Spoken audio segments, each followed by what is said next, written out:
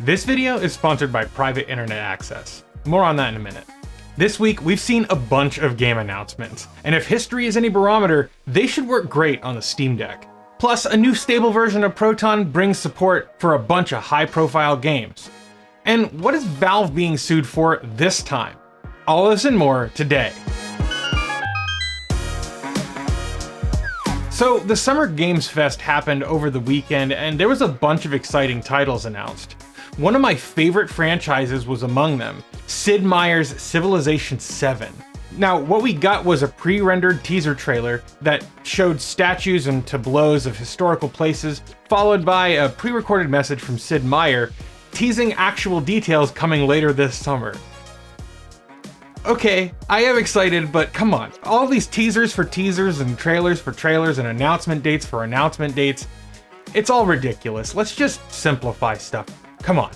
Then at the Xbox showcase, we saw a trailer for Doom: The Dark Ages. As an avowed Doom fanatic, the fact that there is a new entry in the series on the horizon is quite exciting to me. Now, the trailer has me both pumped and a little confused. Pumped because, hey, slaying demons is my jam, it's one of my preferred ways to pass the time.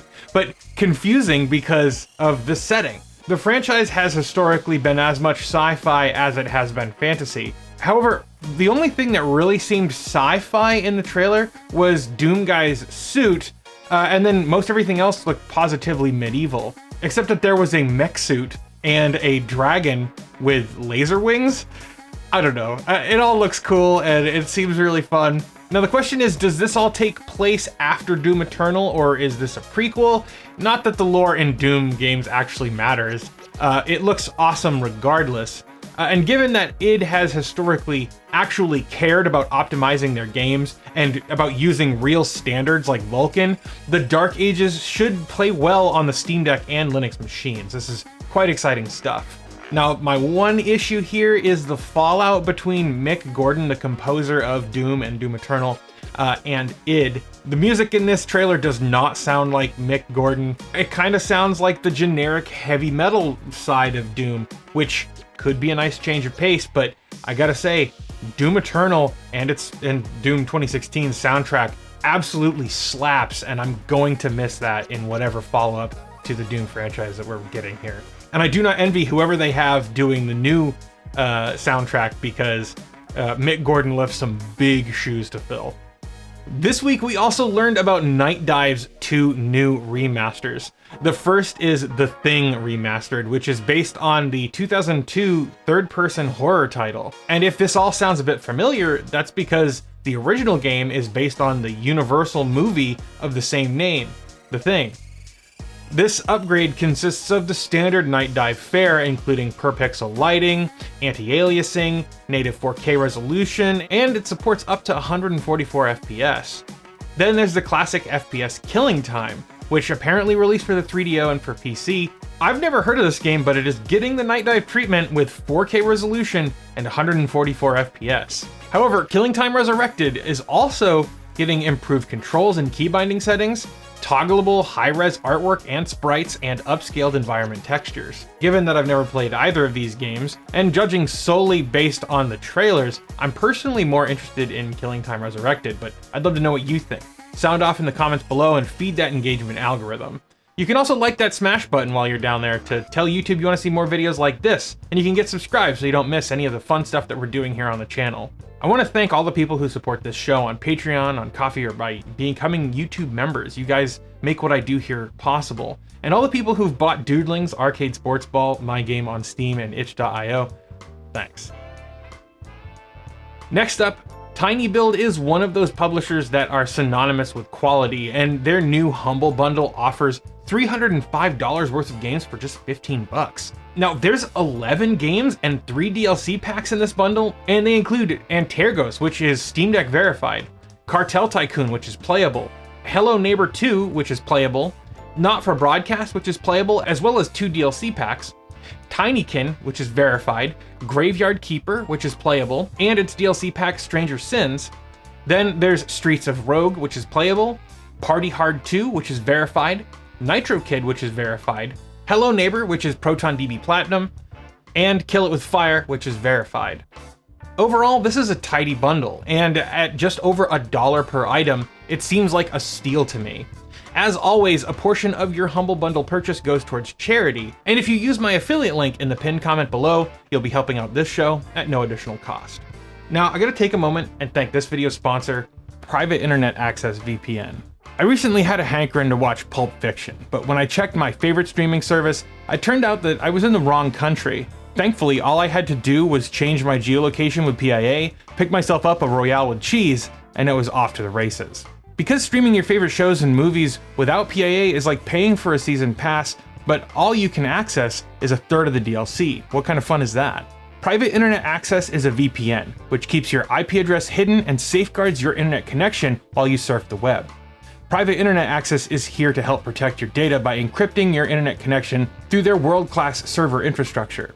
But that's not all. As I already mentioned, PIA also allows you to access region-restricted content from all over the world. My girlfriend is something of an Anglophile, so using a VPN can help her keep up to date with her favorite shows from across the pond, like Would I Lie to You or 8 out of 10 Cats. Oh, and if you're into online shopping, you can sometimes find cheaper deals if you change what region you're ordering from. Whatever you're trying to access, PIA will help you overcome these restrictions by letting you change your IP address to one of their 91 countries from around the world and all 50 states of America. Even better, PIA is available for all platforms: Linux, Mac, Windows, Android, iOS, and many more. And with one subscription, you can protect an unlimited number of devices. By using my link, piavpn.com/Gardiner Bryant, you can get an 83% discount on private internet access. That's just $2.03 every month. Oh, and did I mention you get 4 extra months for free? So what are you waiting for? Go to piavpn.com/Gardiner Bryant and get 83% off private internet access and 4 months free. And thank you to Private Internet Access for supporting this video. So Valve is being sued for £656 million. Again. What did they do this time? Well, they're overcharging UK customers according to a digital rights watchdog. How? Well, apparently they're rigging the market and taking advantage of UK gamers. This is according to Vicky Shotbolt, who is a digital rights campaigner in the UK. According to the complaint filed in the Competitive Appeal Tribunal of London, Valve is accused of shutting out competition in the PC gaming market by forcing game publishers to agree to price parity obligations, which prevent selling the same game on other marketplaces for less money. In turn, this allows Valve to charge what she says is an excessive commission of up to 30%. The lawsuit is asking the tribunal for £656 million, and that's the news. And while I am not just sympathetic, but enthusiastic about the idea of bringing lawsuits against anti-competitive companies, I just don't see it here, like genuinely. I've actually done a whole video on this topic, and I think everything that I said in that video still stands. PC gaming is the only platform that actually is open to begin with. There's Xbox and you have PlayStation, Switch, iOS, and even Android to a lesser extent. They're all closed off and walled gardens. Valve is at the top of the open PC gaming food chain because, guess what? They provide a product that gamers and developers actually want to use. And I could be wrong about this, but I don't see the price parity clause as anti-competitive because, from my understanding, it only applies to game sales that result in the customer getting a Steam key. So if I were to sell Doodlings on itch and give customers on itch a Steam key, I can't charge less for that game on itch than I do on Steam.